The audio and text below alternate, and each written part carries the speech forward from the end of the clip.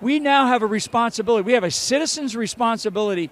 Serve your country. Everybody out there needs to start thinking about, what is my responsibility to serve as a citizen at the local level? At Turning Point USA's AmFest conference in Phoenix, Arizona, I sat down with Lieutenant General Michael Flynn, now retired from the U.S. Army, who has been advising Trump's national security team. When Bobby Kennedy made the very bold, courageous decision to step down and put country before self. Just be yourself, but put country before self, and we can get this country back. This is American Thought Leaders, and I'm Yanya Kellick. Michael Flynn, such a pleasure to have you back on American Thought Leaders. Great, thank you for having me. And I'm a huge fan of you personally, and also Epoch Times, and just what you guys represent. So thanks. That's extremely kind. I'm going to start. We're of course going to talk about what you're doing now, and why don't we actually start there? Yeah. So, what are you doing now? What's next with this new administration coming in? Part of what I have been doing is, because my background is intelligence, national security, foreign policy, certainly the military, and so I have been working with and advising, sort of in a background way, because that's the way I want to be, as things are now, particularly during this transition, with the national security team that President Trump has assembled. So, from people like Tulsi Gabbard, who I've known for a long time. When Tulsi first came in as a first-term Democrat congresswoman from Hawaii, I got to know her then, and we've maintained that relationship for a long time. As well as Kash Patel, Mike Waltz, who's going to be the national security advisor. Kash is going to be, of course, FBI director. Pete Hegseth, who's been nominated to be the Secretary of Defense. Tom Homan, I've been in touch with Tom Homan off and on, and trying to help him to navigate. Tom doesn't need a lot of navigation. Tom knows exactly what he wants to do. The challenge is going to be, from my perspective, over my many years of the military, and then in my time that I got involved in politics, I really, particularly by my military background, though, Jan, I have a great portfolio and network of foreign relations. I work with a lot of militaries around the world, and so I still have great relationships with many of the countries that want to work with America desperately to be able to do the things that need to be done to protect ourselves from this rise of sort of globalism, I guess, because that's kind of the challenging component of what we face, and I don't think a lot of people understand that. Tell me this, okay? The Trump approach to national security and foreign policy is peace through strength. Absolutely. That would be fair to say. Absolutely. So and that's exactly what George Washington said. George Washington said, basically, in order to preserve our country, we have to present ourselves as a strong nation. And he always believed that because he was a soldier, he was a warrior, he was a general. And Trump, in a lot of ways, he has those same characteristics about doing things, just using good common sense, but also making sure that the country is strong and presents ourselves as a strong, healthy country, because I think that matters. And I think with the advent of bringing Bobby Kennedy into the team, that's going to be a component of our nation, is not just health of your body, but health as a nation. And I think that Trump, this idea of peace through strength, that is his fundamental idea about how the United States of America needs to present itself around the world. You're very skeptical of our military, frankly, right? I am. But you're also, as I understand it, very supportive of the peace through strength model. And to some people, that might seem incongruous. Yeah, an oxymoron. I mean, first of all, today's Purple Heart Day. So this day that we're sitting here together is we recognize as Purple Heart Day. Purple Heart is someone who's wounded in combat. So it's a very special day. And the fact that we're talking about right now, I tell people that I'm not anti-war.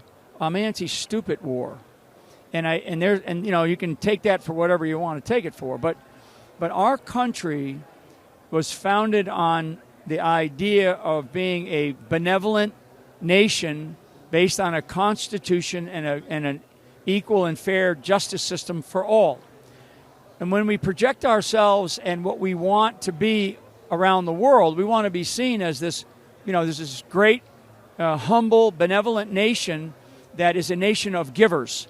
And this country, the people of our country are the greatest givers in the world. They give to everybody around the world that desperately needs help. We're always there. But I think now one of the things that we have to look at is we have to look at taking care of our own country. And I think that this idea of our peace through strength or who we are as a nation and what we need to do going forward, we have some, it's kind of like the body, right? Your body needs to stay fit. Well, our nation needs to stay fit. And in order to do that, we have to protect certain institutions and make sure that they're ready to do the right things when called upon, particularly our military. I love our military. I love our men and women in our military, but we do have some challenges inside of our military right now. There is no doubt about it. I'm in touch with many, many rank and file within our military, and this advocacy for things like DEI, we call it this wokeness.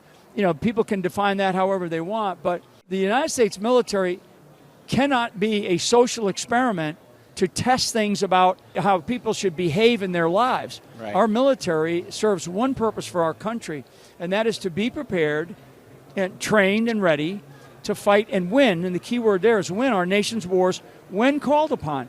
And what we really don't want to do is we don't want to call upon our country or our military constantly. I spoke here, we're at Turning Point here, beautiful setup that Charlie Kirk has organized. I spoke yesterday, and a lot of young people are here, right? And that's what Turning Point is kind of known for. And there's young people in here, and I spoke to a bunch of them yesterday, that they weren't born when 9/11 happened, okay?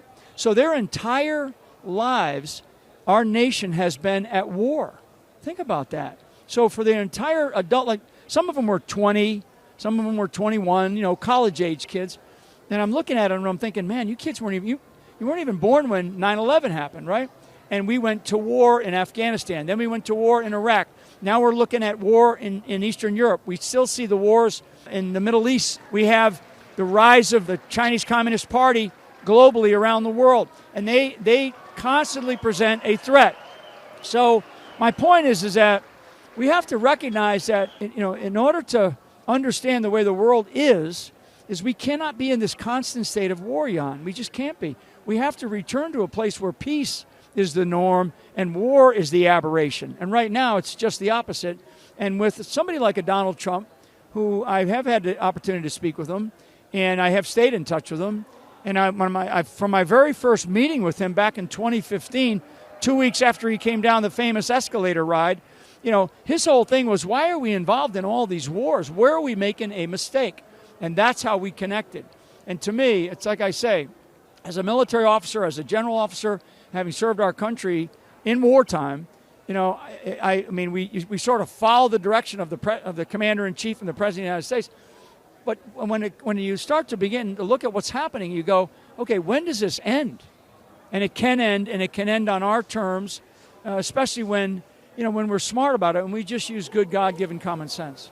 You mentioned this giving, and there's a number now of analysts that I find to be highly credible who say that we actually, kind of built the whole Chinese regime, which is I don't know if you agree, but our major strategic threat over, everything else. What we have inside of our government right now, and we've had, and it's been rising. If you really understand the depth of the history of our country post-World War II, we've had this sort of incremental rise of communism in the United States of America. And a lot of people don't want to recognize that, or they kind of go, it's, but it's true. Eisenhower is the very famous warning, right, about the military-industrial complex. But the thing wasn't mature then, Jan. Now it's mature. Now we're 2024. We're 75 years later, let's say. And so this communist infiltration into our country is a real threat. And when you look at the CCP, you look at China, because China is the politicians can call them adversary or can call them competitors, and then maybe the folks that look at economics can call them economic competitors. As a military guy, I look at them as adversaries and frankly, an enemy when, and if we had ever to address them from a military perspective. And I think what people need to understand is that the shift of what China has been doing globally. So if you really understand their One Belt initiative, right? One Belt, One Road, whatever you want to call it, but the One Belt initiative, it's not just some road from northern China into Europe. It is a global economic, financial, political, certainly military, and information war that they are waging globally in our own hemisphere, in the hemisphere of the North and South Americas, in the Caribbean and Central America. There are large, let's just talk port facilities, right? I mean, like 80% of the largest ports in South America, in the southern hemisphere of our own hemisphere, either the Chinese own them or they control some component of the largest ports in our own hemisphere. We talk about the Panama Canal. I talk about the Panama Canal all the time. Who's controlling this very important waterway? It's the most strategic waterway for the United States of America on the planet, is the Panama Canal. We built it for a reason way back when, the United States did. So my sort of bigger strategic point is that China they see themselves as the global principal sole superpower this century. And they've been rising since we, the United States of America, helped their rear ends out of being basically dominated by imperialism and Japan at that time, right? Late 30s into the 40s. Japan conquered everything all the way over to really modern-day Pakistan, Burma Road, right? I had an uncle that fought on the Burma Road during World War II and then returned to Burma and spent 25 of his years of his life in Burma to try to help the people of Burma as a Catholic I'd love priest. to hear that story sometime, story. by the way. So yeah. I know I'm going on about this, but I want people to understand that China is the dominant player right now between us and them and the way the world is moving. And yet we have people in our government that go, Russia, Russia, Russia. Russia is actually a declining population. They're a declining economy. I mean, they're still a world superpower because they have the most nuclear weapons on the planet. And we're involved in and we're talking more about nuclear war than we've ever talked about in my entire lifetime. My entire life. And that includes the Cuban Missile Crisis. So, we could just have a discussion just about China alone. This is actually really interesting. It's something that's been on my mind in a big way for the last few years. What Valina Chakarova calls Dragon Bear, right? That alliance, right? Obviously highly problematic, right, for the U.S. and frankly, I think for the free world. Is it possible for Russia, with eyes open, right, understanding, what kind of a system it is, because, I think some people are kind of mistaken about that, but is it possible to bring Russia out of that alliance? Yeah. Because it would seem to be a good idea. Again, a little history lesson. There was a China-Russia split a few decades ago, right? The Russo-China split. Very, very important. And you have to understand sort of why did that happen then? And I think that we always have to go back to the history of these nations and these regions. Russia is primarily a Eurocentric and wants to have a Eurocentric focus, okay? Because they're part of, we say the Eurasian continent, right? But it's really, Russia sees themselves principally as a Eurocentric, sort of entity, nation state, sovereign nation. They really don't want, if they could have their way, they really don't want that alliance with China. This current administration that we have still, and even in the past, in other administrations, we've seen our nation push Russia into the sphere of influence of China, and we want that. We need to change that. It doesn't mean that, Vladimir Putin's a good guy, whatever. I don't want to look at that, the personality side of this. What I want to look at is, the demographics. I want to look at the relationships, the economic relationships, the military relationships, really the ideas that we have in common between American people and the Russian people. And I can talk about that with the Chinese people. The Chinese people, most of the Chinese people don't like Xi. Of course. Xi's afraid. We have to push Xi because it's the paper tiger, right? So we need to figure out, and under this coming administration, we need to figure out how we can draw Russia back into a more Eurocentric sphere of influence, and how we can have a better relationship. It is a peer-to-peer relationship because we're talking about, at the end of the day, we're talking about the two great nuclear powers on the planet, right? So we have to face that reality. But we also, what are the other things that are in common? And, you know, all of the people in the United States intelligence community, they'll listen to this part of this, and they will. They'll listen to this part of this conversation that we're having. They're going to go, see, he's a Putin puppet. No. What I am is I'm somebody who's looking to achieve peace, right? And get ourselves away from this notion that we always have to have an adversarial relationship between these people. We don't. There's so many good things that we can do.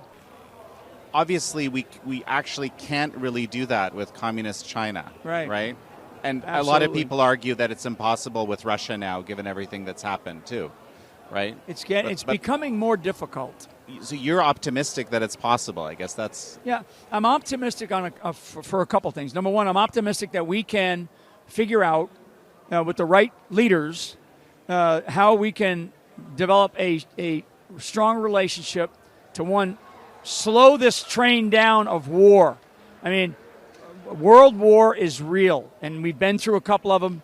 We're in a new century. We're in the third decade of a new century. We've been at war the entire century so far. The United States of America has been involved or engaged in some level of conflict where people are being, lives are being lost, right? So, here we are on this Purple Heart Day. So I am optimistic that can happen with the right leaders. I mean, President Biden hasn't spoken to President Putin in a couple of years. The old hotline, it's non-existent anymore. So the number one thing is we have to have leaders who are going to demonstrate courage, and they need to reach out to each other and start to have that dialogue. I do think on the Chinese side of things, I think that there is a very intentional effort on Xi's part to see China, and that's why he's designated himself premier for life, basically, because they want to move up their 100-year plan where China is the dominant nation state on the planet this century. And they really want to do that. And the Chinese mentality or design of warfare is to really do it without ever firing a shot.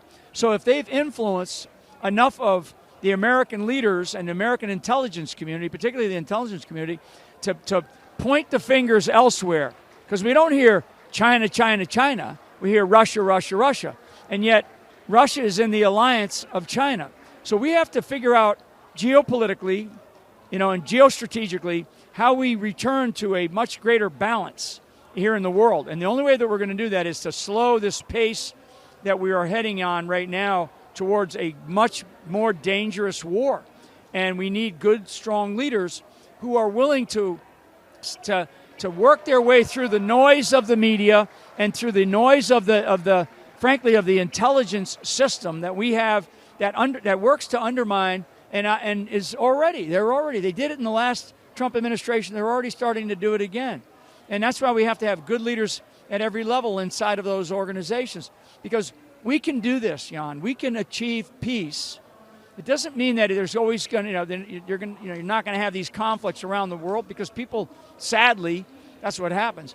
But we can achieve peace with the great nation states and live on this planet in a much more refined, natural state, instead of constantly being at each other's throats and trying to go to war. We have to move away from that and move towards more of a place where we have conversations about what needs to be done instead of confrontations about what is being done. So, and the main kind of challenge I hear to this view is, you're really talking about actually a weak military or something like that. And I'm not getting the sense that that's what you're talking about. Yeah. Definitely not. I mean, we have to have a strong military. The only component of our military that's even addressed in our Constitution is the Navy. We don't address any other components. But we have to have components of strength. Number one, most people think leadership or economic. I actually think that we have to have common sense. And we have to use good common sense. I mean, if the American people have anything, they look at something and they go, well, that's not right. So that's a component of strength in this country because we're still free to be able to think that way, right? And then the second thing is really the economic strength. We have, I think, and under this administration, really just undercut the energy sector completely, and we've moved towards this, the nonsensical, climate change and global warming and all these things. And I got that. I surf. I've been surfing for over 50 years of my life. I want clean water. I want clean oceans. But economic strength is something that this country needs. Again, it's like a person who's working out and trying every day to try to stay healthy. Our country needs components of our body, of our American body, to be strong. One of those is economic. The other component is our military. Does it need to be equal to the economy? No, it's actually a subset. If our economy's strong, then our military can be strong. Our institutions, like our education institution, needs to be strong. That's another weak, it's a very weak part of our system right now. Our public school education system is horrible. We poured more money into it than any other country, probably the top 10 in the world combined, and yet we're like rated, in the lower third. I mean, it's just terrible. So those are institutions, and those are like parts of a body that need to be worked out. And once we start to do that and we get the right leaders in there, then we can really make a difference. And to me, all of it, combined is going to require good, strong leadership who just use good God-given common sense and do the right things based on what the American people want. The message that Americans just sent to the world is, we, the people, are now back in charge. But what I'm telling the American people that listen to this, to you, and to listen to this great platform of Epochtimes, is that we now have a responsibility. We have a citizen's responsibility to stay engaged at the local level. And I use this phrase, local action equals a national impact. Donald Trump can't do this on his own. Every single citizen, I just met a great young lady who just won the superintendent election in one of the biggest counties in our country, a county well known by probably people globally. It's called Maricopa County. Yeah. She's wonderful. She's bold. She's brave. She's super smart, and she knows that she's going to have a fight ahead of her at the local level. But she made a decision to do more than what she was doing. Right? Serve your country. I served my country. I'm still serving my country. You're serving. You're serving in this capacity, Jan. Everybody out there needs to start thinking about, what is my responsibility to serve as a citizen at the local level? You serve at the local level, you're going to have a national impact. That's what we need to do to stitch this country back together. Well, and what's really interesting is I feel by doing this, I'm actually serving my country of Canada as well. Yeah. Right, which is very interesting. Because, well, Canada needs it. I mean, Trump joked about the 51st state. Yeah. But the people of Canada need to understand, and I think they do. I mean, you have a president or prime minister that I think he won only by like 32% because of the system of government that Canada has. And I think we need.